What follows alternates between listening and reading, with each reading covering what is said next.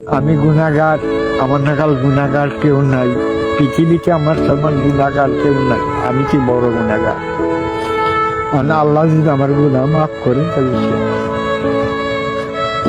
মা বাবারে বর্জনা করো, কান্দে রে মা বাবারে বর্জনা করবা, বড়দের স্নেহ করবা, বড়দের কাছে দোয়া চাবা, ছোটদের স্নেহ করবা।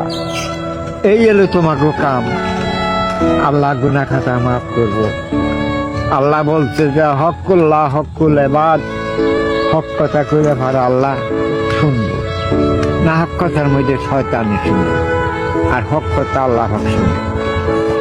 তাই তোমাকে কই, তোমরা, আমি গুনাহগার, আমার দোয়া কবুল হবো কিনা জানি না, তোমার কাছে কই তোমরা বেজার হইও না।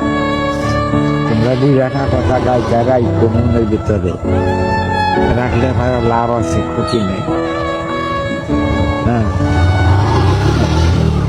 আল্লাহ পাক গুনাহ খাতা মাফ করবে। আল্লাহ যে পাঠাইছে আল্লাহ নিয়ে যায়।